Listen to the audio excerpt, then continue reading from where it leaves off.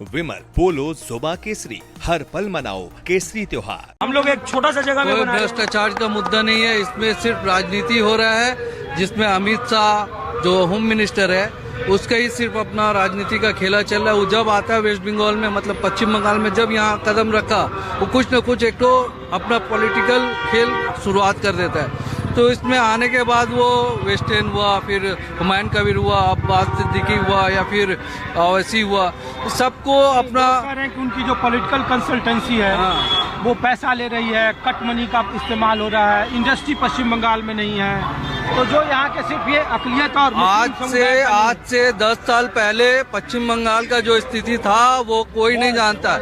आप अगर पीछे का डेट को उठा के देखिएगा तो पश्चिम बंगाल जितना डेवलपमेंट इस तृणमूल सरकार के अंडर में बना है, वैसा मेरे ख्याल से पहले कभी न बना था, न और कभी बनेगा। और तृणमूल सरकार अगर रहा तो और भी 5 साल में आप देख लीजिए कितना ज्यादा तरक्की होगा, डेवलपमेंट होगा।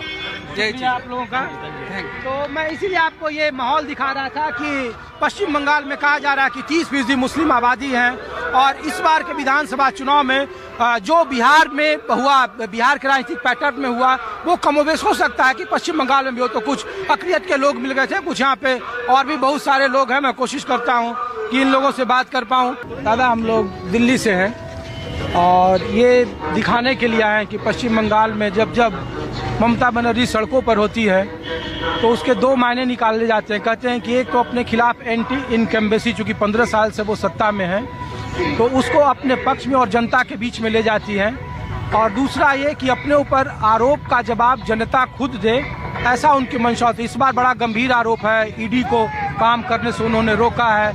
उनकी पॉलिटिकल कंसल्टेंसी पर यह आरोप है कि जो कट मनी या फिर जो अवैध मनी लॉन्ड्रिंग का मामला है उसमें उनके डायरेक्टर की एक बड़ी भूमिका रही है। और अपने ऊपर आरोपों को से ध्यान हटाने के लिए वो इस तरीके से पश्चिम बंगाल की। देखिए, आज से जब तक हुए हैं, जो एजेंसी लोग आते हैं इधर, वो एजेंसी लोग कहीं ना कहीं जाते हैं, कहीं ना कहीं सर्च करते हैं, लेकिन कुछ नहीं मिलता है। आज आप बोलिए सीबीआई और ईडी एक मामला को कोई जीता है क्या? एक मामला को किसी को पकड़े ने ज्यादा 3 दिन तक जेल में रहने के है नहीं है। ये ईडी और सीबीआई का काम ही है इलेक्शन का टाइम पे जो बीजेपी विरोधी गवर्नमेंट है, ये गवर्नमेंट का तंग करना है।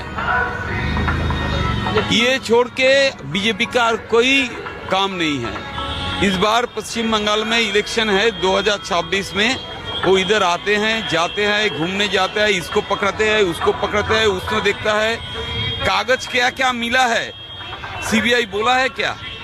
ईडी बोला है? कौन सा कागज मिला है? तो हाई कोर्ट गई, आपके कोलकाता हाई कोर्ट में, और उन्होंने कहा बकायदा कोर्ट को कि हमसे फाइल छीनी गई। तृणमूल कांग्रेस के कार्यकर्ताओं ने, अब कोर्ट में उन्होंने बकायदा लिख दिया, और तृणमूल कांग्रेस के कार्यकर्ताओं ने हमें ड्यूटी करने से रोका, और इसीलिए और खुद मुख्यमंत्री वहां पे पहुंची और उनके काम में डिस्टरबेंस पैदा की। ये इन्फोर्समेंट डायरेक्टरेट की तरफ से हाई कोर्ट में दिया गया। तो लोग पूछ रहे हैं कि चुनाव के वक्त में तो बीजेपी भी जानती है दादा कि हम जब इस तरीके के काम करेंगे तो जो एंटी इनकम्बेंसी या सिंपैथी है वो सत्ताधारी दल के पक्ष में जाना चला जाएगा, उनको फायदा हो जाएगा। दिल्ली वाले के बात है, लेकिन ईडी इस पहले से कोई ना कहीं किया है, बोला है। सीएम तो कुछ नहीं बोला है, लेकिन जो हमारा पॉलिटिकल स्ट्रेटेजी जो करते हैं, जो हमारा पॉलिटिकल एक्शन कमेटी है, हमारा पॉलिटिकल स्ट्रेटेजी है, हमारा एसआईआर का बात है, इस फाइल लेके ईडी क्या करेंगे? ईडी ये सोच रहे थे कि कौन सा प्रार्थी होंगे उसको खरीद करने लेगा, उसको खरीद करने से तृणमूल को डिस्टर्ब करेंगे। हम लोग ये नहीं होना देते हैं इधर। ईडी तो करे कि आईपैक के डायरेक्टर प्रतीक जैन हैं, जो पॉलिटिकल एडवाइजर हैं सरकार के या ममता बनर्जी के, उन पर 10 करोड़ रुपया अवैध हवाला के जरिए पैसा लेने का प्रूफ है क्या? सबूत कर प्रूफ है? ईडी दिखाया क्या? 10 करोड़ ईडी कोर्ट में बोला क्या? ये ईडी 10 करोड़ मिला है प्रतीक जैन पे घर पे। प्रेस रिलीज जो जारी की, अरे प्रेस तो हम ही अब तक बोलते हैं, प्रेस को बोलने से हो जाता है क्या? इसका कोई असर नहीं है, कोई चुनावी मुद्दा नहीं है। नहीं। इसका कोई ईडी सीबीआई को ये जो करते हैं इधर बंगाल में, वो तंग करते हैं, गवर्नमेंट को डिस्टर्ब करते हैं, इसी को कोई फायदा नहीं होगा। ममता बनर्जी है, हमको बोलता है ममता बनर्जी को हेमलिन बसिंग वाला। ममता बनर्जी जब रास्ते पे जो जाएंगे ना तो सब रास्ते पे छूटते हैं।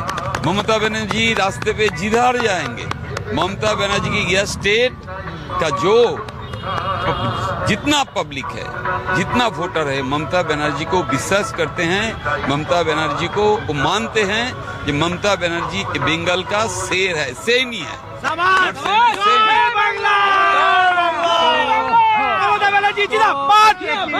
बहुत सारे समर्थक भी हैं, और एक समर्थक ये भी है।